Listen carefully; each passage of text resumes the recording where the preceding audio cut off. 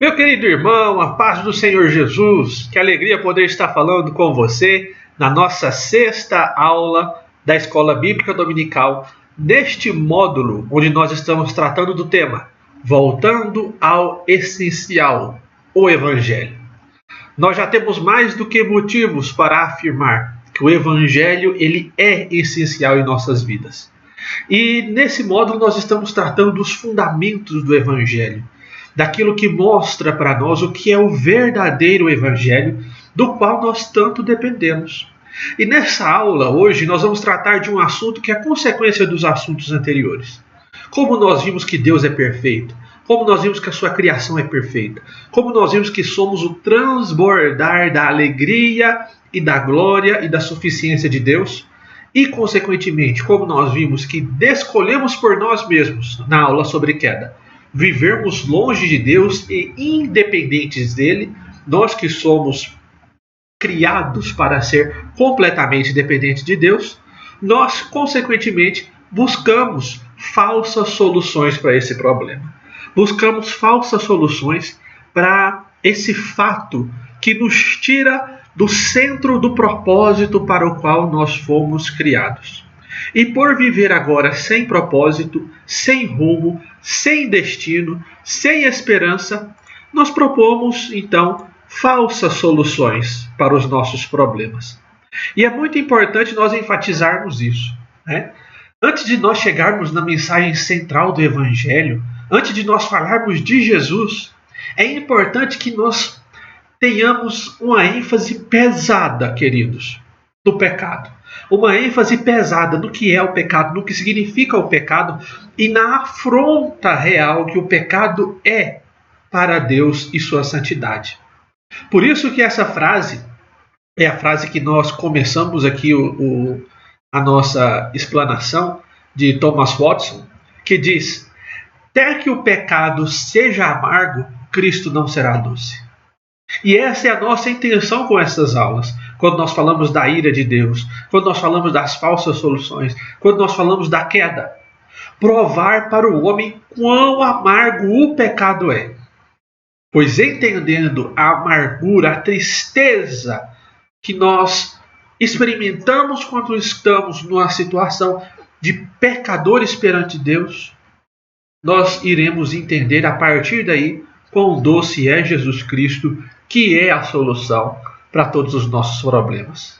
Então, queridos, até aqui nós nos aventuramos pelas definições iniciais do Evangelho, vimos como Deus ele é autoexistente, autossuficiente, cheio de glória, de majestade, um Deus criativo que cria todos os seres na terra, acima da terra, debaixo da terra, cria a mim e a você como sua imagem e semelhança, de modo a refletir, não é, traços de quem Deus é e participar da glória eterna de Deus.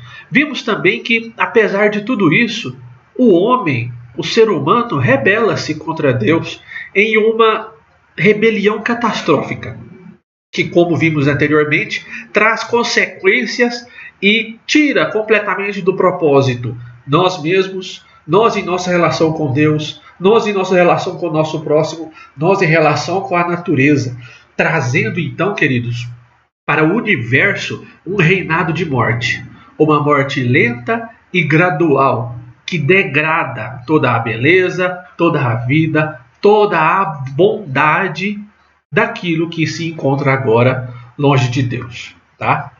E é importante nós entendermos e vermos que a reação natural de Deus para o pecado, como nós vimos na aula passada, é a ira, né? A reação natural de Deus em relação a tudo isso que o homem provocou ao decidir viver independente de Deus é a ira. Essa é a resposta de Deus. É a santidade dele em ação frente ao pecado. Não é? Porque nós vimos na aula passada que Deus é um Deus santo e não tem um pingo sequer de parte com o pecado. Não tem um pingo sequer de negócio com o pecado. Não atura, não consegue estar na presença do pecado. Por isso, a consequência, a ação de Deus frente ao pecado é o seu juízo, é a sua ira. Essa é a ação de Deus. Mas agora nós fazemos a pergunta inversa, a pergunta contrária. Qual é a minha ação? Qual é a sua ação frente à queda? Qual é a minha ação? Qual é a sua ação frente ao grande problema do pecado? Como nós agimos quando somos confrontados com essa verdade tão pesada? A nossa ação, queridos, ela é clara já no capítulo de número 3 do livro de Gênesis. A nossa ação principal frente à realidade do pecado é a fuga. É fugir de Deus. É tentar se livrar da culpa. É tentar se livrar do erro.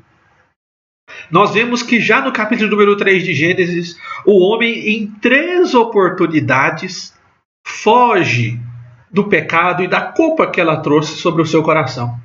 Em primeiro lugar, o homem ele se esconde entre os arbustos, atrás das árvores, das moitas, para tentar esconder a sua nudez. Em segundo lugar, esse homem culpa a sua esposa, a Eva, por causa que ele tentava mostrar para Deus, enganosamente, que Eva havia o conduzido a pecar. Em terceiro lugar, Eva culpa quem? A serpente, apontando a serpente como a culpada. Esses 3 atos, queridos, eles têm podemos dizer, um significado muito importante. Porque o homem culpado, Adão e Eva, de posse da culpa, a primeira coisa que eles procuram fazer é tirar o foco de si mesmo. É tirar o foco da sua ação e da culpa que ele tinha em seu coração. E a primeira coisa que eles fazem é apontar para o próximo, apontar para alguma coisa externa e nunca admitir perante Deus a sua condição perdida e arruinada.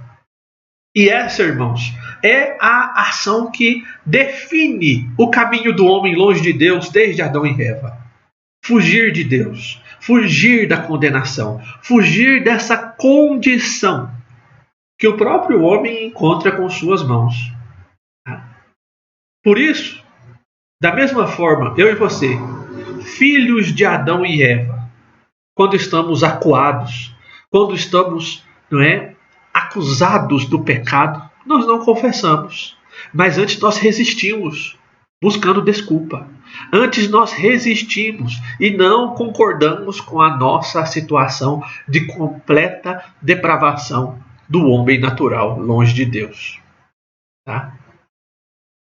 Assim como Adão e Eva no jardim, nós procuramos coisas para atrás delas nos esconder, tentando aí dirimir, tentando suavizar, o nosso pecado, tentando argumentar com Deus, tentando atenuar o nosso erro, tentando repassar a nossa responsabilidade para as costas dos outros. Tá? Tentando fazer tudo isso. E esse é um resumo da ação do homem. Este é um resumo da situação em que o homem se encontra. E é exatamente isso que nós vemos quando abrimos a nossa Bíblia. Efésios 2:1, Romanos 6:17, Romanos 7:18, Efésios 2:3. Todos esses versículos nos mostram que todas as pessoas, sejam as que se acham muito ruins, sejam as que se acham muito boas, todas elas, inevitavelmente, estão separados de Deus, mortos nos nossos pecados, escravos do pecado. Nada de bom habita em nós. Somos merecedores da ira de Deus. E todos esses textos nós já trabalhamos na aula passada. Mas mesmo sabendo de tudo isso, nós tentamos relativizar essa verdade apontada no texto. Nós tentamos relativizar essa condição tão básica descrita na Bíblia, de que estamos completamente afastados de Deus e que não existe nenhuma atitude em nós mesmos que possa nos reaproximar de Deus. Tentamos ignorar isso. Tentamos ignorar. né? Muitos acham que esse texto, mortos em seus pecados, escravos do pecado, nada de bom, merecedor da ira, aplica-se somente àquelas pessoas terríveis, aos bêbados, aos drogados, às prostitutas, aos ladrões, e se coloca no time dos inocentes. E começa a listar para si uma série de boas obras. Todos estão mortos em seus pecados, mas eu não. Sabe por quê? Porque eu sou dizimista fiel. Mas eu não, sabe por quê? Porque eu me comporto junto das pessoas, perante a sociedade. Todos estão mortos em seus pecados, mas eu não, porque eu vou para a igreja todo dia. Eu não, porque eu agora que não estou podendo ir para a igreja, eu coloco no Facebook que está todo mundo errado, que tem que abrir igreja, eu quero estar na igreja. Eu não, porque os meus pecados não são tão graves assim. Essa, queridos, é a atitude natural do homem. Procurar coisas para se esconder atrás delas, de modo a buscar em seus corações não aceitarem essa verdade de que está morto, de que é merecedor da ira, de que é merecedor do juízo de Deus. E assim, você, longe de Deus, uma vez longe do Criador, começamos a colocar as nossas esperanças naquilo que as nossas mãos podem fazer. Buscamos colocar as nossas esperanças nas nossas próprias obras. E baseados nessas obras, afirmarmos que não somos tão pecadores assim. Que não somos escravos do pecado. Que não somos merecedores da ira de Deus. E isso, querido, é algo que nós conhecemos, que é algo terrível perante Deus, chamado de autojustificação. Autojustificação é quando você, tentamos nos justificar perante Deus baseado em alguma coisa. Tentando nos justificar perante Deus baseado em alguma desculpa. Baseado em alguma obra das nossas mãos.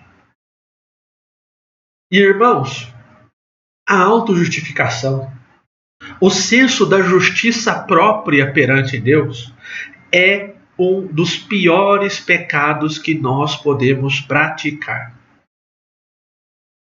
De modo que Paulo, no livro aos Romanos, dedica os 3 primeiros capítulos para falar dessa condição humana, de sempre tentar fugir dos seus erros, da sua culpa, da ira divina e construir para si um castelo de justiça própria.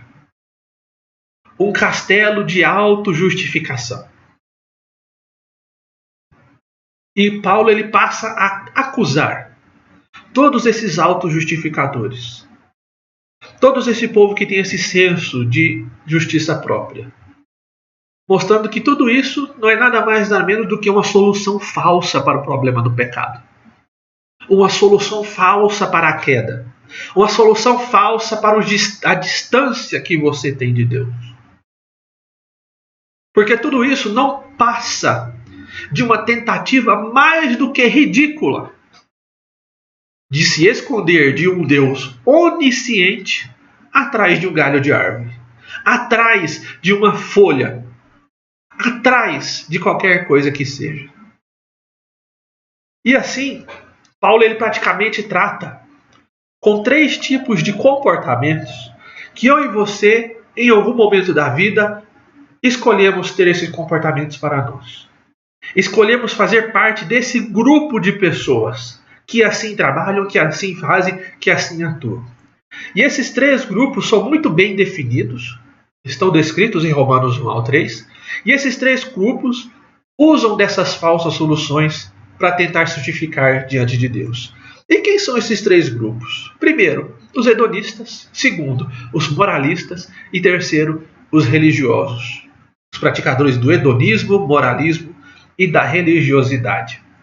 Essas 3 coisas, irmãos, é a folha que o homem tenta se tapar perante Deus da sua culpa, da sua vergonha. É o arbusto que o homem busca esconder-se quando Deus vem à sua presença. São as atitudes terríveis que o homem tem tomado de autojustificação perante a tamanha vergonha que sempre não é, o pecado em nós e a culpa que ele produz. Por isso, em primeiro lugar, Romanos capítulo 1, versículos 22 a 32, ele vem nos falar desse primeiro grande problema, grande característica do homem longe de Deus, que é o hedonismo. Hedonismo, irmãos, por definição, é uma pessoa que pensa, que direciona suas ações e que coloca suas prioridades em viver a vida de maneira a desfrutar dos prazeres do aqui e agora em maior quantidade possível. Essa é a postura do hedonista. Tá? Ele não poupa de si os prazeres. O que o hedonista faz? O mundo é terrível? É. O mundo é de dificuldades? É. O mundo é cheio de problemas? É. Então eu vou viver a minha vida da melhor maneira possível, de modo a fugir dos problemas do mundo, de modo a fugir das mazelas desse mundo e ter uma vida boa. E ter uma vida com menos problemas possível. Desfrutar dos prazeres dessa vida, desta carne, deste corpo, de modo a não sofrer as coisas ruins desse mundo, de modo a não viver o juízo de Deus sobre a ira e sobre o pecado. Eu vou viver a minha própria vida da minha própria forma, como eu quiser, de maneira a obter mais prazer e mais felicidade. Isso, irmãos, é uma filosofia que o mundo pratica dia após dia. Seja feliz. Procura viver a sua vida da maneira mais feliz possível. Escute a voz do seu coração. As pessoas que assim pensam, queridos, elas vivem como se Deus não fosse julgá-lo. E tocam a vida do seu próprio jeito. Essas pessoas, queridos, elas veem na vontade de Deus, na lei de Deus, na palavra de Deus, um empecilho e uma barreira para ela viver uma vida prazerosa. E o que ela faz? Ignora a palavra de Deus. Ignora a lei de Deus. Pessoas hedonistas, elas não meditam na gravidade do pecado. Elas não meditam na eternidade, o que vai acontecer na eternidade. Porque nem o pecado, nem a eternidade são assuntos importantes para ele. E a solução falsa, claramente, que eles trazem para si é desprezar aquilo que para ele pode ser um problema. É relativizar as coisas. O que? O hedonista pensa assim. Ira de Deus? Não, Deus é amor. Deus é paz. Esse Deus irado aí, eu não tenho nada a ver com ele, não. Eu conheço um Deus que é amoroso. Né? Timothy Keller, ele diz que os hedonistas, eles não estão convencidos que Deus é justo e que Deus pune os pecadores. Ele diz que os hedonistas podem até falar do amor de Deus, mas não pensam em si mesmo, antes de tudo, como verdadeiros pecadores. Tá? E, irmãos, o que ocorre com essas pessoas que negam a ira de Deus, que negam, consequentemente, a santidade e a verdade de Deus, é que eles caem numa idolatria barata de um Deus que não existe. Eles caem numa imoralidade sem limites, descarada, porque eles buscam viver uma vida entregue aos prazeres. Eles não se preocupam com questões morais. E ao não se preocupar com questões morais, viver entregue aos prazeres, eles entregam as suas vidas às paixões mais baixas e baratas. Por isso que Romanos, capítulo número 1, diz que por causa disso Deus os entregou às paixões mais vergonhosas. Isso está escrito lá no versículo número 26. Porque essas pessoas, elas adquirem para si os piores hábitos possíveis. Esse é o retrato pintado por Paulo sobre a depravação dessas pessoas.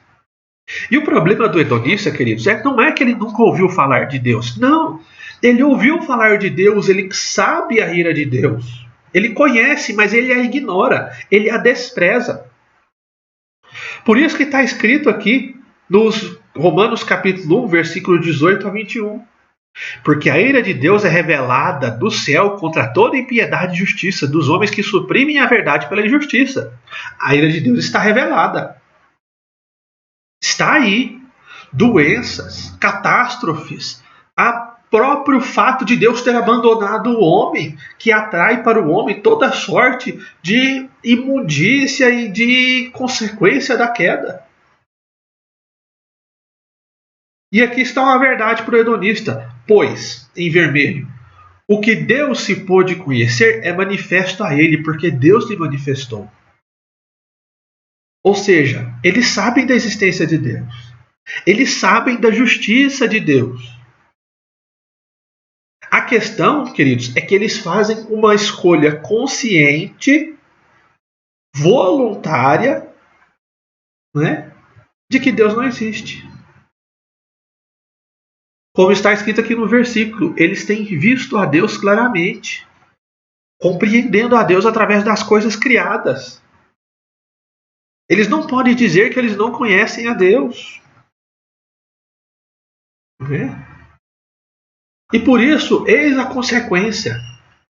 Ele continua dizendo, de forma que tais homens são indesculpáveis, porque tendo conhecido a Deus, não o glorificaram como Deus, não lhe renderam graças, mas os seus pensamentos tornaram-se fúteis e os seus corações insensatos se obscurecem. E os levam a atingir pontos tão baixos de culpa, pontos tão baixos de pecado, pontos tão baixos de imoralidade, de queda. E ignoram tudo isso. Ignoram tudo isso e suas consequências. Por quê?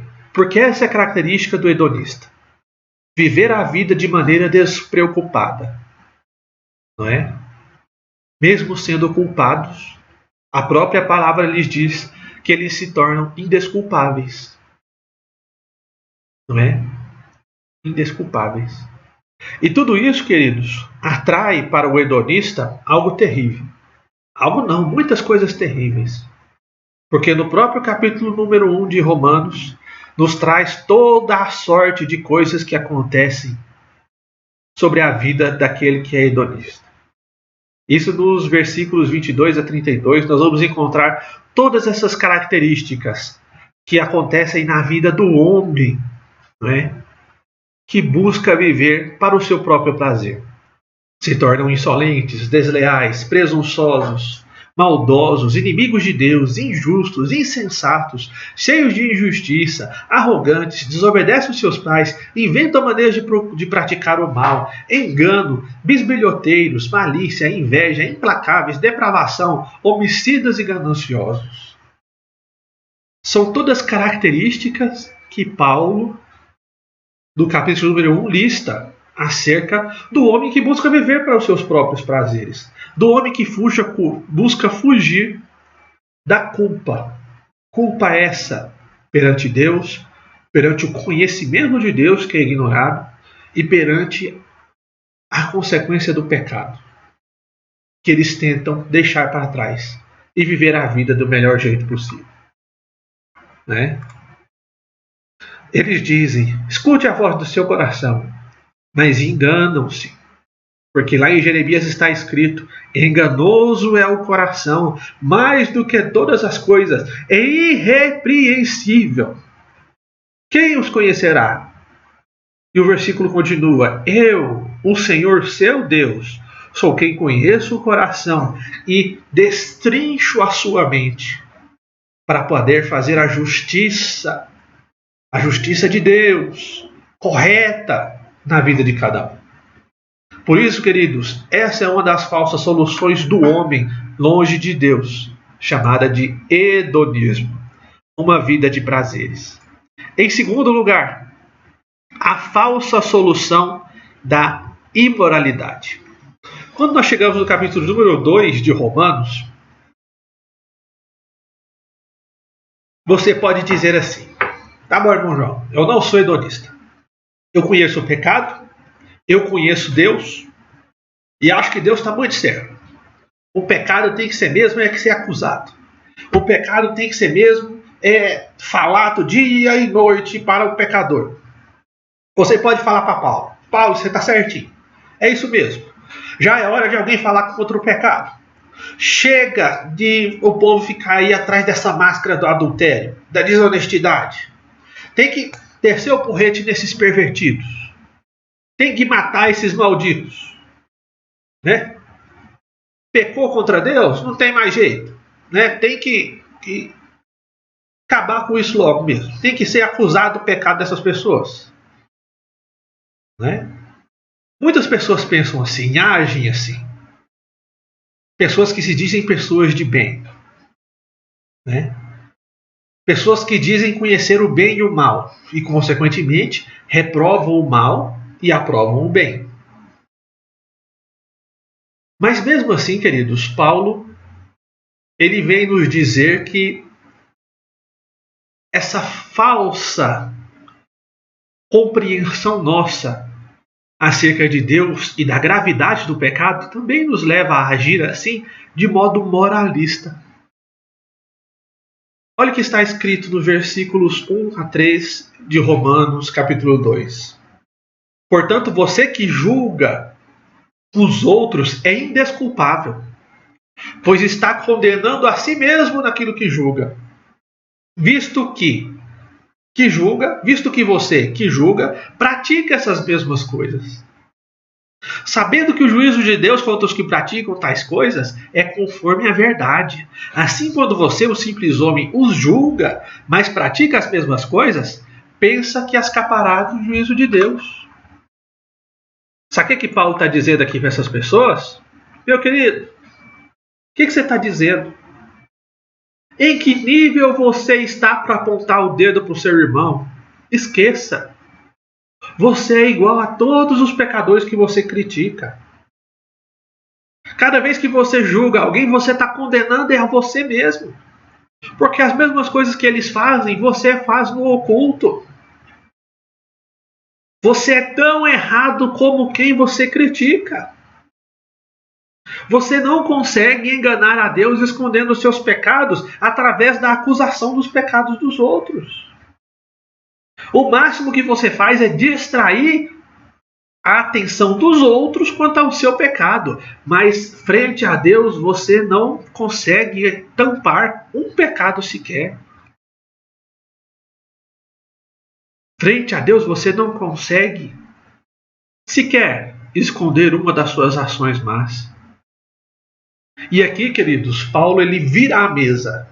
Ele mostra o jogo de verdade para a falsa solução do moralismo. Porque o moralismo, irmãos, ele é uma contradição em si mesmo. Por que ele é uma contradição a si mesmo? Porque o moralista ele acusa o próximo dos pecados que ele pratica, visando desviar a atenção de si mesmo para o erro do próximo. Porque o moralista sabe que o comportamento dele, que as ações dele, as atitudes dele, nunca está à altura do padrão que ele sabe que é de homem santo. Nunca está. E essa, queridos, é a diferença do moralista e do hedonista. O hedonista, ele faz as coisas erradas e aprova que os outros também as façam. Eu vou viver do jeito que eu quero, você vive a sua vida do jeito que você quer e está tudo ok. O moralista não. O moralista, ele condena os outros, mas vive de forma completamente diferente daquilo que ele condena. Porque ao condenar os outros, ele tenta tirar a atenção de si mesmo. E sabe o que isso se chama? Hipocrisia. Hipocrisia. Enquanto o hedonista ele peca abertamente, não é? O moralista esconde o seu pecado. Paulo afirma, queridos irmãos, que aquele que tenta se justificar pelo bom comportamento, aquele que tenta se justificar pelas suas próprias ações, é um absurdo. E esse é um absurdo porque Paulo ele levanta alguns pontos. Em primeiro lugar, isso é um absurdo porque Deus ele exige santidade perfeita. Perfeita, irmãos. Nós vimos nas aulas passadas que Deus não tem uma agulha sequer de parte com o pecado. Deus não tem uma agulha, um grão sequer de parte com o erro, com a maldade. Não é? No Antigo Testamento, Deus ele dá a lei ao povo de Israel. E a lei, queridos, é uma coisa muito maravilhosa, porque a lei ela é um conjunto de mandamentos, de ordenanças que expressam a santidade de Deus. A lei ela condena a idolatria, a mentira, a cobiça, estimula o amor, a verdade, a justiça. Quando a Bíblia fala de lei, a Bíblia fala de um padrão de santidade de Deus que ele exige para que as pessoas estejam perante ele. Né? E o Antigo Testamento, ele acaba por ser a história de inúmeras pessoas tentando obedecer à lei de Deus, mas sem sucesso. Tentando obedecer a essa lei, mas sem conseguir. Porque essa lei, ela expressa a perfeição do alto. E nós somos seres imperfeitos. Né? Essa lei expressa que para chegar perto de Deus, estar próximo de Deus, nós temos que ser santos, no mínimo. Perfeitos, no mínimo. Porque Deus não tem parte com aquilo que é imperfeito e com aquilo que não é santo. E é claro que nós nunca vamos conseguir o título de santos com as obras dessas mãos. O título de perfeito sendo nós completamente imperfeitos. Né? Temos que tomar muito cuidado. O moralista, ele vai dizer, eu não erro. Eu sou um homem de bem, conheço as coisas boas, só pratico o bem, e o próximo que não faz isso está errado. Eu estou certo e ele está errado, porque eu sou uma pessoa boa. Ele não, insiste em praticar o mal. Isso aí, queridos, é conforme a historinha. Vamos dizer que aqui nós temos a pessoa moralista e aqui nós temos aquele que o moralista acusa. Vamos supor que Deus ele está na lua. Né? O moralista ele acha que por pular desse tanto aqui mais alto do que aquele que ele condena, ele está mais próximo de Deus. Mas se tratando, meus queridos, da distância daqui na Lua, o que é essa distância aqui? Não é nada. Igualmente, o moralista não consegue, não é, chegar mais próximo de Deus por achar que pula mais alto do que o seu próximo.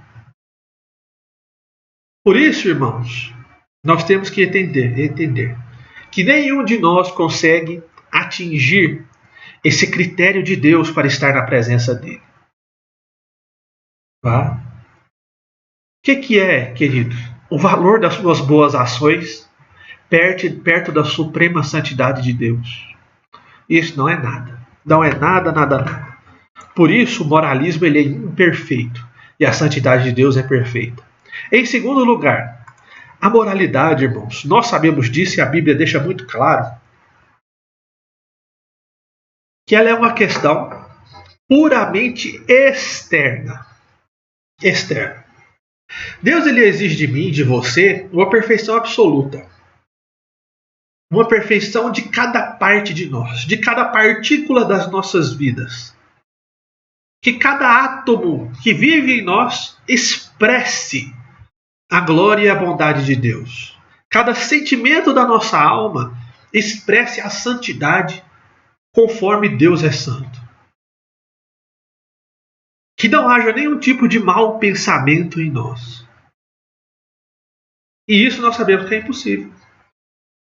Lá em Tiago, capítulo 2, versículo 10, nos diz que quem tropeça em apenas um ponto da lei ou do mandamento, acabou de tropeçar em todos. Acabou de quebrar a lei inteira. E sabe o que ele está dizendo para você, meu querido? Não interessa. Se você sente algo pecaminoso por apenas um segundo da sua vida, ou por sua vida inteira. Apenas por sentir algo pecaminoso em você, você é igualmente digno do inferno. Aí você pode falar, irmão João, que exigência mais injusta. Irmãos, o padrão para estar próximo de Deus é um padrão de Deus. É um padrão divino, é um padrão do alto, não é o meu e o seu padrão. Na aula passada nós falamos do padrão de Deus. Quando o moralista tenta solucionar esse problema da condição humana com as boas obras, ele está se condenando. Né? O moralista ele vem dizer, a imoralidade sexual é pecado. Mas ele atira no seu próprio pé, porque em algum momento ele desejou a mulher do próximo. Ela desejou o marido do próximo. Desejou a mulher que não é sua. Fato que coloca, como a própria Bíblia diz, em igualdade com até ele poder ter ido para a cama com aquela pessoa. É tão pecador quanto, só pelo fato de simplesmente pensar. Por isso que o moralismo, irmãos, ele é tão ridículo. Tá? Ele é tão ridículo. A gente volta lá na história do quem pula mais alto para chegar na Lua. 10 centímetros não faz diferença de um para o outro, porque a distância da Terra até na Lua, 10 centímetros é praticamente dentro do erro da medida. Né? Então, irmãos, quando nós olhamos para a fraqueza alheia, nós temos que tomar muito cuidado, porque muitas vezes nós passamos a esquecer da nossa própria indignidade, e isso é moralismo. E nós, longe de Deus, a Bíblia deixa claro, não há quem faça o bem, um sequer que o faça. Em terceiro lugar, outro problema da falsa solução da moralidade. O fato de que a moralidade não muda a nossa natureza. Por quê? Porque a nossa natureza é imoral. Tá? Como nós falamos lá no problema da queda, o grande problema nosso não está nos nossos comportamentos pecaminosos, mas na nossa natureza pecaminosa. Porque essa natureza pecaminosa é a raiz de todos os males da nossa vida. E é aí que o moralismo falha. E falha feio. Tá? Porque o moralismo por si só, você achar que você é bom, você acusar o seu próximo, você achar que você é mais santo que o seu próximo, não transforma o seu interior, que é completamente afastado de Deus. A moralidade, irmãos, ela pode passar aquele verniz na sua vida, deixar você brilhando por fora, mas por dentro você é dominado pelo pecado. Alguém consegue mudar a sua própria essência? Alguém consegue mudar o seu coração por atos externos? Never. Tá? Obviamente que não. Nós somos completamente reféns da nossa natureza pecaminosa. Que, como está escrito lá no capítulo 6, versículo 12 de Romanos, que domina os nossos corpos e nos faz obedecer aos nossos desejos que são pecaminosos. E por fim, por que a moralidade é uma solução falsa? Irmãos, essa moralidade, ela recusa dar glórias a Deus. Ela recusa dar glórias a Deus. Sabe por quê? Quando Deus ele coloca Adão e Eva para fora do jardim, ele coloca um anjo ali na porta daquele jardim, e ele não vai lá no anjo e fala assim, ó, anjo, só passa se eles fizerem isso e isso. O anjo só passa se eles fizerem. Não. Fala, acabou, ninguém mais entra aqui. pode dar cambalhota, pode dar mortal para trás, pode fazer o que quiser. Mas ninguém mais passa. Ninguém mais vem à minha presença. Ninguém mais pode desfrutar da minha presença. E quando Deus coloca esse anjo na porta do jardim, onde ninguém pode passar, Deus está dando uma mensagem clara. A salvação não depende de vocês. Vocês não têm qualquer autoridade quando se trata de reconciliação comigo, quando se trata de reconciliação com Deus. Deus afirma claramente que qualquer coisa que nós possamos fazer não é suficiente para nos aproximar dele. Sabe por quê? Porque a moralidade, irmãos, ela é uma recusa em depender de Deus. E, consequentemente, dar glórias a Deus. Porque a moralidade, antes de tudo, ela não fala de Deus, ela fala do eu. Aponta para si próximo e não para Deus. O moralista, ele não admite que ele é salvo por outro. Ele acha que ele é salvo por causa dele. Por isso, quando o moralista se auto-justifica, ele está dizendo: eu estou fazendo, eu estou conseguindo, eu faço acontecer. E ele está tirando a glória de Deus. Por isso, o moralismo é uma solução falsa. Em terceiro lugar, queridos irmãos, a falsa solução da religiosidade. Ixi, é aí que é o problema para muita gente também. Já foi um problema para mim. Queridos, quando nós vamos para os capítulos 2 e 3 de Romanos, nós podemos fazer uma leitura muito interessante. Porque aqui o apóstolo Paulo trata da religiosidade, né, falando para o judeu que obedece à lei. E tudo que nós lemos desses capítulos, nós podemos trocar judeu por crente e trocar lei por evangelho. Plenamente. Porque isso vai nos mostrar como Deus trata com o religioso. Tá? Paulo, queridos, ele fala três coisas que Deus deu a Israel nos capítulos 2 e 3 de Romanos. Que coisas são essas? Em primeiro lugar, a sua revelação. Em segundo lugar, a sua aliança. E em terceiro lugar, a sua lei. Tá? E assim, Deus, em todo o Antigo Testamento, revela a Israel, se revela, escolhe a Abraão, faz um pacto com esse povo, faz promessas para esse povo e fala como esse povo deveria viver. Mas esse povo judeu, em vez de acatar essa palavra como uma responsabilidade que ele tinha perante Deus, de viver dia e noite obedecendo a esse Deus, o que é que o povo faz? Eles passam a achar que o fato de Deus ter se revelado a ele, de Deus ter revelado a sua vontade a eles, de Deus ter escolhido a eles, como se fosse um favoritismo. Como se eles fossem melhor do que o restante do povo. Tá? E a partir disso, Paulo ele começa a acusar os judeus, os israelitas, mostrando como eles usaram mal os presentes que Deus havia os dado, se tornando hipócritas, julgadores, desobedientes. Tá? Paulo ele passa a mostrar nos capítulos 2 e 3 que, mesmo sendo Israel a nação eleita do Senhor, ela perde o seu propósito. Tá? Ela perde o seu propósito. E no versículo 9 do capítulo 3, ele fala que isso não vai permanecer impune.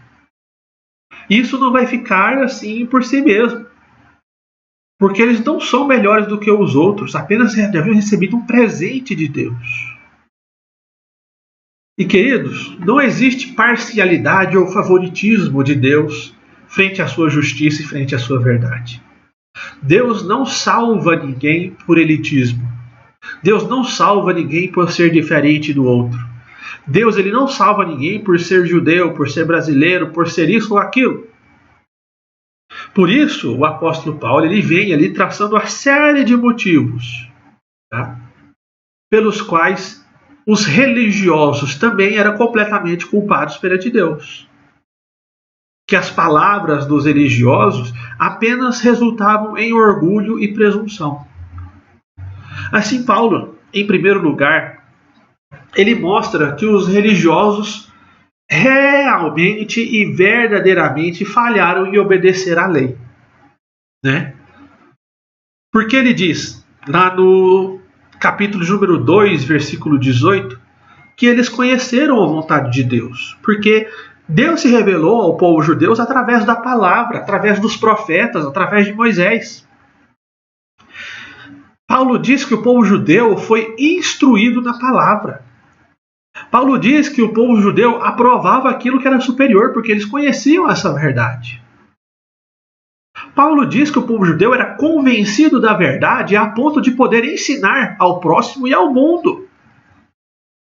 Mas mesmo assim, o povo judeu escolheu viver em desacordo com esse conhecimento, com esse entendimento acerca da verdade. Essa foi a escolha do povo judeu. Tá? Eles não praticavam aquilo que pregavam. E assim Paulo coloca eles na parede, falando, não vale de nada agora ser judeus. Porque antes de você julgar o próximo, vocês deveriam julgar a si mesmo. Em relação à lei, vocês falham gravemente e desonram a Deus. E aqui nós podemos falar judeus, trocar judeus pela palavra crente. O crente, da mesma forma, conhece a vontade de Deus que está expressa na Bíblia. O crente, da mesma forma, ao conhecer a Bíblia, é instruído pela Bíblia, a vontade de Deus. E o crente, conhecendo que aquilo é a vontade de Deus, a palavra de Deus, ele sabe que aquilo é bom, que aquilo é superior. Mas mesmo assim, ele não vive de acordo com o seu conhecimento. E em segundo lugar, Paulo, ele fala que os religiosos falharam em entender a circuncisão. E aqui é um problema não somente da circuncisão, queridos, mas dos ritos religiosos em si. Deus coloca a circuncisão, né, como um sinal de que aquela pessoa possuía o conhecimento e uma relação com Deus através da revelação dada por Abraão e pelos profetas. E o povo judeu passou a interpretar a circuncisão de maneira tão errada, mas tão errada, que o povo judeu passou a achar que o fato de ser circuncidado, faria com que ele fosse isento perante Deus por causa dos seus atos. Como se a circuncisão fosse uma substituta da obediência. Né? O que eles não entendiam era que a circuncisão não era uma substituta da obediência, mas era um compromisso com a obediência da palavra de Deus. Mas não. Eles preferiram ter essa circuncisão como uma confiança praticamente supersticiosa. O que fazendo eles vai viver uma vida de erro. Por isso que Paulo vai dizer no capítulo número 3 que se você desobedece à lei, a circuncisão se torna uma incircuncisão. Por isso que ele vai dizer no capítulo número 26, se você não é circuncidado, mas obedece, você é a mesma coisa do que ser circuncidado. Porque a questão não é a circuncisão ou não, mas antes um coração obediente e voltado para Deus. Por isso, se você é religioso ou não, se você pratica a verdade ou não, o que importa é se o Espírito Santo trabalhou no seu coração. Essa é a grande afirmação de Paulo aos Romanos, de que as obras não valem de nada. E Paulo aqui vem dizer para o judeu que não interessa se você guarda o sábado, se você purifica os alimentos, se você cumpre os atos religiosos, se você participa dos cultos, das festas, dizima, obedece, né? Se você não faz nada que a lei não manda você não fazer, isso não interessa. Paulo está dizendo aqui que se isso não vem do seu amor a Deus e do Espírito Santo fazendo você fazer isso, não tem significado nenhum. Porque um dia você vai reconhecer que a sua mente estava tomada e o seu coração estava tomado por coisas ruins. que a obediência externa, aquilo que essa mão podia fazer, não podia curar. Tá? Por isso que Paulo entende que o mais exemplar religioso e o mais pervertido dos pecadores estão iguaizinhos distantes de Deus. E por que que o religioso e o pior dos pecadores estão igualmente distantes de Deus? Por causa dos seguintes fatos que nós vamos listar a seguir. Em primeiro lugar, como essa obediência longe de Deus, ela é imperfeita, e Deus somente tem partes com as coisas perfeitas, então a obediência do homem longe de Deus nunca pode chegar ele a Deus. Por isso que nós afirmamos agora há pouco que nem mais a mais esforçada obediência é suficiente. Tá? Não é suficiente. Nós temos que entender, irmãos, que a obediência não é a consequência da sua salvação. Não é uma consequência e uma evidência da salvação, mas não é a causa. A obediência não nos leva à salvação, mas a salvação nos leva à obediência. Queridos, se você fala que uma pessoa vai se aproximar de Deus através da obediência, através da lei, através desse caminho, você está levando essa pessoa nada mais ou menos para a morte do que para o inferno. Gálatas capítulo 3, versículo 11 diz que é evidente que diante de Deus ninguém é justificado pela lei. Queridos, seguir as regras não diminui em nada o abismo que te separa de Deus. Porque qualquer obediência que possa brotar em nós longe de Deus, ela é imperfeita. Em segundo lugar, símbolos, ritos, de nada servem por eles mesmos. E o que nós estamos dizendo aqui? Irmãos, sem a verdade de Deus no coração, os rituais não têm a menor importância.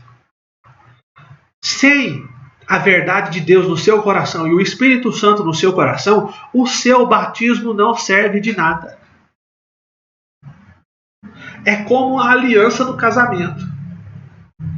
Essa aliança pode ser um símbolo da declaração de amor entre marido e mulher, não é? Entre o marido e sua esposa. Mas ela não é prova de amor. E ela não é prova nem sequer de que realmente existe amor naquele relacionamento. Se o marido, por exemplo, perder o anel, vai trazer constrangimento, vão ficar tristes? Vão. Mas o casamento permanece se for verdadeiro. Porque a realidade do casamento não depende do anel. Não depende da ilustração. Da mesma forma, se o marido é infiel, se o marido é violento, mas usa a sua aliança, isso torna o seu casamento bom? Não, de maneira nenhuma. Porque aquele pedaço de ouro não tem valor nenhum, apenas um símbolo. Tá? E esse é um grande problema do religioso. Ele se atém a toda sorte de parafernália como seguro e garantia da sua relação com Deus. Eles erram porque eles olham mais para a ilustração externa do que para a realidade interna. Mais para como o povo vê por fora do que para o que ele realmente é por dentro. E em terceiro lugar, queridos irmãos, nós temos que entender que a religião ela é uma forma exteriormente bonita de continuar negando a glória que é devida a Deus. Da mesma forma como a moralidade, a religião também tira a glória de Deus. Porque ela coloca o poder da salvação nas coisas, nos ritos, no que é sagrado, naquilo que se pode fazer. E a salvação verdadeira não vem a partir disso. O homem que é religioso, ele permanece dependendo das coisas criadas e não do Criador que é Deus. O homem que é religioso esconde a sua vergonha atrás da folha de uma obediência falsa, atrás da moita da obediência, da lei, do sábado, da purificação. Por isso a religião é uma forma igualmente, como a moralidade, de se continuar negando a glória de Deus. Igualmente. Tá? Por isso que eu te convido. Faça a leitura desses versículos do capítulo 2, 17 a 3, 9. Trocando as palavras judeu por evangélico. No lugar que tiver judeu, você lê evangélico. No lugar que tiver lei, você lê Bíblia. No lugar que tiver circuncisão, você lê batismo, por exemplo. Você vai perceber como isso se adapta e é verdadeiro nos nossos dias. Só mudam, irmãos, os personagens e as desculpas, mas a realidade é a mesma. E isso nos mostra que essa argumentação de Paulo é verdadeiramente, absolutamente relevante para nós hoje. E revela, queridos, como a nossa vida cristã, a nossa frequência dos cultos, o nosso esforço gasto em ir à igreja, nossas orações, nossa leitura bíblica e tudo mais, tudo isso não passa simplesmente de nada se for religião pura e simples. Queridos, Filipenses capítulo 3, versículo 7 nos diz que todas as coisas sem fé em Cristo não passam de esterco. Não passa de cocô de bicho. Tá? Por isso, irmãos, existe hoje uma grande quantidade de, assim como naquela época, judeus nominais, assim como hoje, cristãos nominais, que somente têm o nome de cristão. Podem até fazer as coisas de cristão, falam como os cristãos, vivem como os cristãos, mas nunca foram transformados pelo Espírito Santo. Porque o seu coração está na religião. Pessoas que foram batizadas, que vão ao culto, que entre o bem e o mal dizem que escolhem o bem, que servem, que ofertam, que participam, que oram em voz alta, que falam em línguas, que participam da ceia, mas que não são salvos. Tá? Uma realidade externa que não reflete a realidade interna. E é o que os profetas chamam, eles são circuncidados apenas no corpo, mas no coração, nada. De nada adianta, querido, você batizar o seu corpo nas águas batismais. Mas se o seu coração não for mudado, se o seu coração não for batizado, de nada adianta você obedecer. Vai ser o chamado sacrifício de tolo. Se o coração não for por Deus transformado em um coração obediente, não adianta em nada você ofertar. Não adianta em nada você ofertar tudo o que você tem, se o seu coração ainda não foi transformado por Deus. Tá? Por isso, esse cristianismo cultural ou nominal, ele é baseado na realização humana, no que você faz ou deixa de fazer.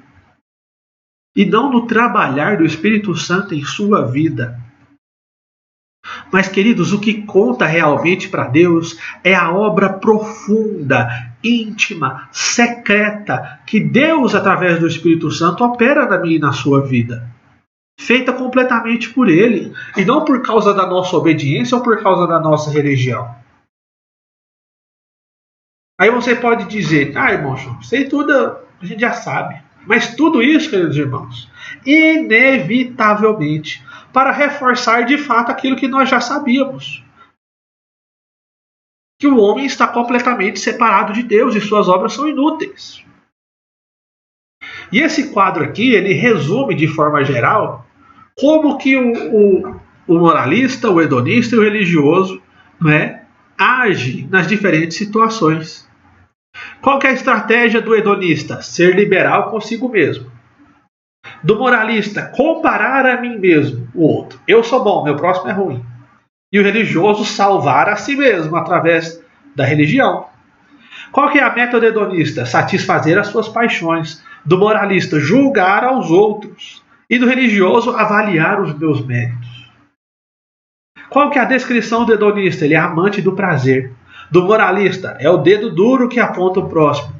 Do religioso, aquela pessoa carregada com o fardo da religião, daquilo que ele pode fazer e não pode fazer. Qual que é a autoanálise do hedonista?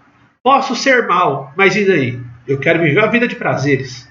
Do moralista, posso ser mal, mas o fulano é pior. Do religioso, eu posso ser mal, mas se eu me arrepender, se eu trabalhar duro, se eu buscar não fazer, vai dar certo. Qual que é a teologia do hedonista? Descuidado de Deus. Deus está nem aí, eu faço o que eu quiser. Do moralista, tenta distrair a Deus. Né? Eu sou ruim, mas olha ali, Deus, o que aquele fulano fez? E o religioso, suborna a Deus. Eu prometo que eu vou fazer isso, isso e isso, e Deus vai me abençoar. Deus vai tirar isso de mim. Tenta barganhar com Deus. Qual que é o grande lema do hedonista? Viva a vida! A vida é curta, divirta-se. Do moralista, Deus está de olho em você, e eu também. Do religioso, eu devo, mas vou trabalhar para poder pagar o que eu devo.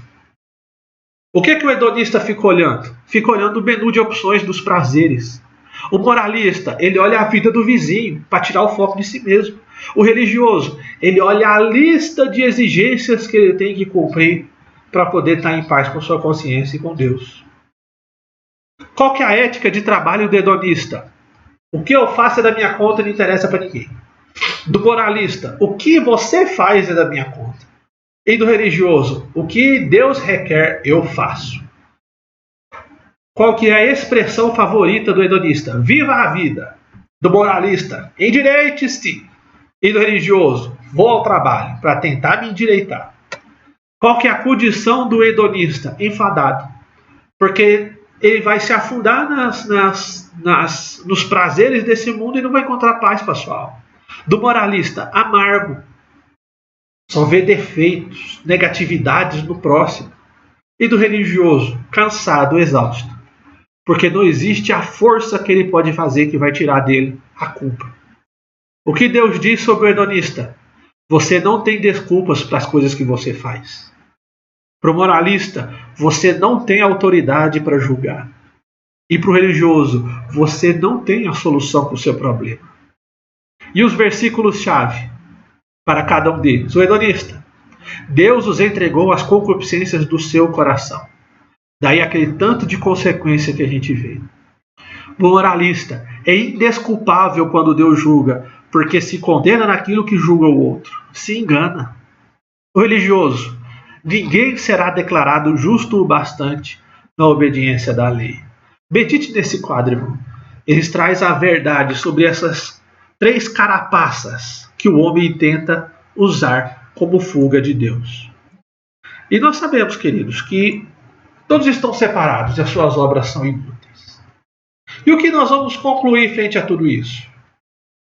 Paulo, quando ele exibe todos esses quadros, um por um, a depravação dos hedonistas, a hipocrisia dos moralistas, o orgulho e a arrogância dos religiosos, Paulo ele mostra que o pecado ele governa a raça humana.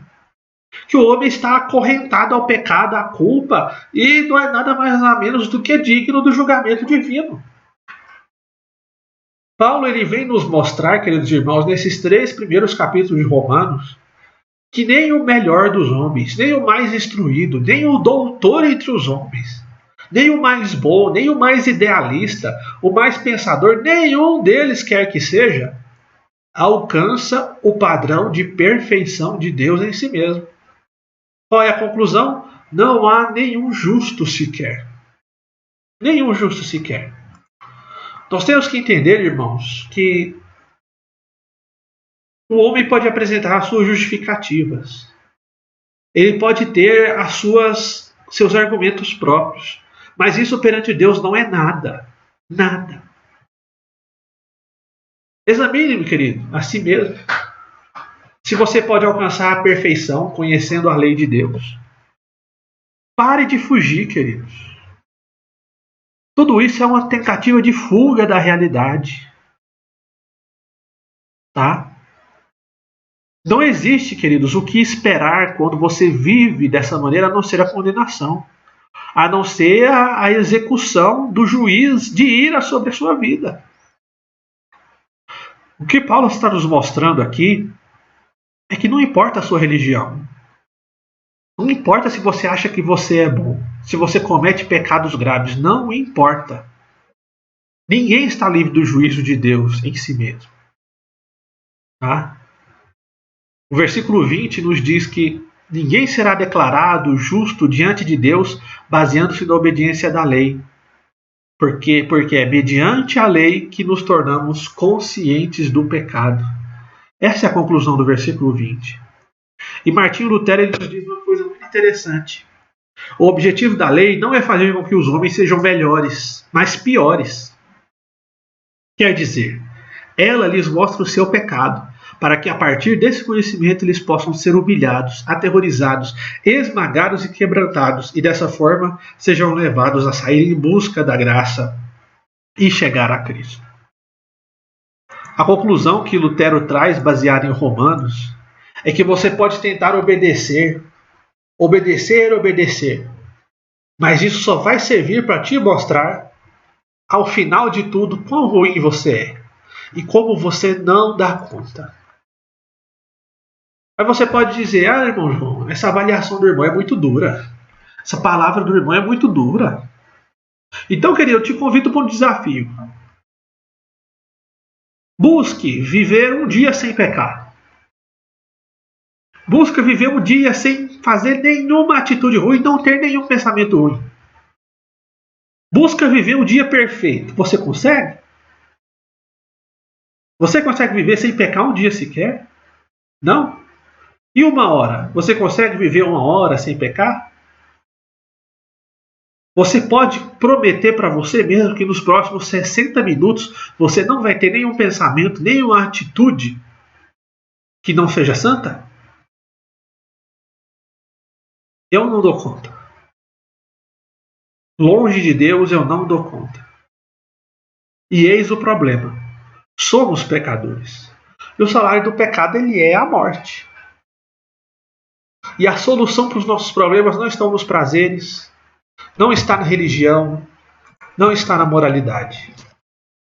A solução para os nossos problemas não está em nenhuma dessas coisas. O que nós precisamos não é ser mais religiosos. O que nós precisamos não é de mais rituais de doutrinas. Tá? O que nós precisamos não é de nada disso. O pecado, irmãos, ele faz uma coisa terrível com a vida. O pecado ele faz como que o que a tesoura faz com a flor. Quando você pega a tesoura e corta a flor do ramo onde ela está, ela pode em um primeiro momento continuar bela, verde, com suas pétalas intactas. Mas vai passar o tempo, irmãos, que essa folha vai murchar, que as pétalas vão cair. E você pode colocar essa flor na água, você pode enfiar o talo dela na terra, com a melhor adubo que tem, você pode tentar enfiar essa flor de volta no caule, mas não vai dar certo, porque essa flor está morta. E a lei de Deus ela serve para isso, para mostrar que nós estamos mortos. Que como um cadáver morto não tem nada que você pode fazer, e a única solução para nós é a ressurreição. A única solução para nós é tornar de volta a vida. Não ficar insistindo com o defunto. Não estar insistindo com a flor morta. Nós precisamos de uma intervenção completamente radical. E isso, irmãos, nós temos que entender, já chegando ao final da nossa lição, que antes de tudo, o mais importante é nós desconstruirmos a nossa justiça própria. Pode dizer, irmão, eu sou crente. Irmão, eu sou filho de crente, meu pai era crente, meu avô era crente, uma família toda crente. Meu querido, os seus antepassados não te trazem autojustificação. Deus sequer tolera isso. É a mesma coisa do judeu falando, Abraão é o meu pai. Eu sou filho de Abraão. E a Bíblia vem dizendo, né, que até as pedras podem fazer suscitar filhos a Abraão. Muito cuidado, irmãos. Tiremos dos nossos corações esse pensamento e esse espírito de autojustificação. Nesses 3 capítulos, Paulo ele encerra falando que não tem para onde nós corrermos. Nem para as boas obras, nem para os rituais religiosos, nem para o bom comportamento, nem para a ausência de pecados graves. Nós temos que entender essa verdade profunda, tá? Essa verdade profunda que a nossa autojustificação, nossa justiça própria, como a própria Bíblia diz, não é nada mais ou menos do que um trapo de imundícia perante Deus. Não há nada, queridos, que afaste as pessoas de Cristo mais do que a sua própria incapacidade de olhar para dentro de si mesmo e admitir que é pecador. Porque esse é um ponto fundamental para as pessoas se aproximarem de Jesus. Fundamental e indispensável. Queridos, o Evangelho ele é completamente contrário, anda um caminho diferente da lógica humana. Sabe por quê? Porque a maioria das pessoas buscam a Deus se achando merecedores de estar perante Deus. Mas os evangelhos nos mostram que todos aqueles que chegam perante Jesus se achando completamente imerecedores, não é? Devedores, pecadores, saem da presença de Deus, perdoados, redimidos e reconciliados com Deus. Isso é o que a Bíblia nos mostra. Nós vemos, né, quando os religiosos da época de Jesus, os santarrões, os moralistas, chegam perante Jesus, o que Jesus diz? Hipócritas! Vocês são como sepulcros caiados. São bonitos por fora, mas por dentro vocês são podres. Mas quando aquele ladrão, assassino, ao lado de Jesus diz: Senhor, lembra de mim quando entrares no teu reino. O que Jesus diz? Hoje mesmo estarás comigo no paraíso. Hoje mesmo estarás comigo no paraíso. Esse é o dever da igreja, irmãos. Levar as pessoas a aceitarem o diagnóstico real da sua queda. O diagnóstico real da sua situação perante Deus. Para a partir daí poder se juntar a Deus. Essa frase é muito bonita que está aqui no slide. Não seria melhor, ó pecador, deixar que a palavra de Deus o convença enquanto é tempo, deixando de lado as suas falsas e enganadoras esperanças, ao invés de permitir que a morte abra os seus olhos, tarde demais, e você se ache no inferno antes que possa se arrepender? Por isso, destruamos em nosso interior qualquer tipo de justiça própria. Perto de Deus, juntos de Jesus, não existe senso de justiça própria, a não ser a justiça que o próprio Deus nos dá e nos garante. Concluindo a nossa lição, queridos, em primeiro lugar, nós somos pecadores convictos, moralistas, religiosos e igualmente perdidos. Longe de Deus nós somos isso. Tá? Todos esses, irmãos, podem parecer diferentes às nossas vistas, mas perante Deus, eles são os mesmos, pecadores, distantes e caídos. Porque todos esses 3 negam a necessidade de um Salvador e buscam soluções humanas e terrenas para o problema de estar longe de Deus. Tá? A lógica, irmãos, de você ser merecedor de alguma coisa perante Deus, ela tem que ser enterrada a partir do conhecimento do Evangelho. O Evangelho, irmãos, quanto à salvação e a possibilidade de se estar perante Deus, é unicamente dependente da graça. Graça, graça, graça. Em segundo lugar, nós temos que entender que a religiosidade ela leva ao desespero e ao orgulho. Por que desespero e ao orgulho? Em primeiro lugar, irmãos, porque você não consegue viver de acordo com os padrões da lei de Deus. E isso é desesperador.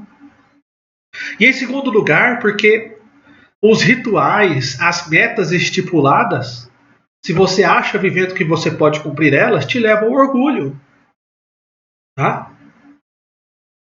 Irmãos, é interessante que tanto o complexo de inferioridade como de superioridade, se tratando de salvação, eles possuem a mesma raiz. Né? Mesma raiz, que é o senso próprio de mérito perante Deus. Estão errados. Porque a salvação não depende de nada daquilo que eu e você podemos fazer. Em terceiro lugar, o moralismo é um dos piores inimigos do Evangelho. Isso por quê? Porque, irmãos, os valores cristãos, eles são bons, são justos, mas podem ser, queridos, uma armadilha perigosa se você usa como muleta para se auto-justificar perante Deus. Valor cristão não salva ninguém. Valor cristão não muda ninguém. Sem o Evangelho, sem o Espírito Santo, a moralidade cristã não passa, queridos, de uma trilha floreada que te leva para o inferno.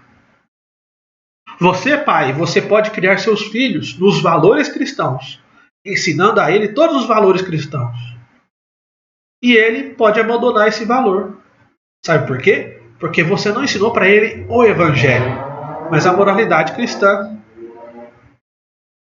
O Evangelho, irmãos, não é sobre puramente não pecar.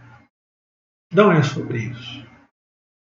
Nós temos que entender, queridos, que a salvação não vem através dos valores cristãos. Que não importa quão arduamente você adote os valores cristãos de família, de santidade, de igreja, de política, isso não te torna salvo. O que te salva, queridos, é Jesus Cristo, através do Evangelho, que te muda a praticar as obras que Deus quer que você pratique. Em quarto lugar, já caminhando para o final, o moralismo e a religiosidade são as grandes armas de Satanás. Queridos, o objetivo de Satanás é fazer com que as pessoas coloquem a sua fé em fatos externos, em boas obras, na observância de normas, para que ele fique preso a essas falsas soluções. Porque ele sabendo, se a pessoa tem o seu coração nessas falsas soluções, ela se torna cego para a sua real situação perante Deus. E por fim, a parte mais importante do Evangelho é a desconstrução do próprio senso de justiça, justiça própria. Tanto os moralistas como os religiosos, tá? Eles precisam compreender que eles estão essencialmente errados, que isso não leva eles a lugar nenhum. Tá? Qualquer tipo de crente que não entende que o Evangelho não é um convite para ser religioso, qualquer tipo de crente que acha que o Evangelho é o convite para ir para a igreja, para dar dízimo, para fazer isso, isso e aquilo, ele não entendeu ainda a justiça de Deus. Ainda está apegado ao seu senso de auto-justificação. Tá? Para você ter o Evangelho em seu coração, é necessário você se livrar da sua auto-justificação e passar a contar com Jesus Cristo para ter um relacionamento real e verdadeiro com Deus. Isso é o necessário. Isso é o essencial. Isso é o que nós devemos buscar dia após dia. Amém, meus queridos? Muito bom poder ter contado com você até agora nessa aula. Que Deus em Cristo te abençoe e vamos orar para nós encerrarmos. Senhor Deus e Pai, eis aqui, querido Deus, eu junto de meus irmãos, ao final de mais essa aula. Nós vimos, papai querido, que enquanto nós não experimentarmos quão amargo é o pecado, nós não conseguiremos entender, Senhor Jesus, a fundo quão doce é a tua salvação. Senhor Jesus, tire de nossos corações qualquer senso de autojustificação, qualquer pensamento de que somos bons perante o Senhor, Pai. porque isso nós acabamos de ver que é a arma do inimigo para nos afastar do Senhor e da tua gloriosa salvação. Antes de tudo, permita-nos entender, ó Senhor Jesus, que é da tua vontade, antes de qualquer coisa, que nós busquemos ao Senhor e conheçamos ao Senhor Jesus o verdadeiro caminho do Evangelho que leva à salvação. Não deixe, meus queridos irmãos, nem eu, ó Pai querido, viver nesse caminho que às vezes pode até parecer florido e belo, mas que não leva a nenhum lugar a não ser o inferno. Mas antes nos permita conhecer o verdadeiro caminho que leva ao céu, direcionados por Jesus Cristo, pelo teu Santo Espírito e baseados nos méritos da cruz do Calvário, que é a partir deles que nós conhecemos, ó Senhor Jesus, a tua graça e a tua poderosa salvação. Esse é o nosso pedido, essa é a nossa oração, em nome de Cristo Jesus, o teu Filho que vive e reina eternamente. Amém e amém. Meu querido, um grande abraço, a paz do Senhor Jesus. Conto com você na aula que vem e que Deus em Cristo o abençoe.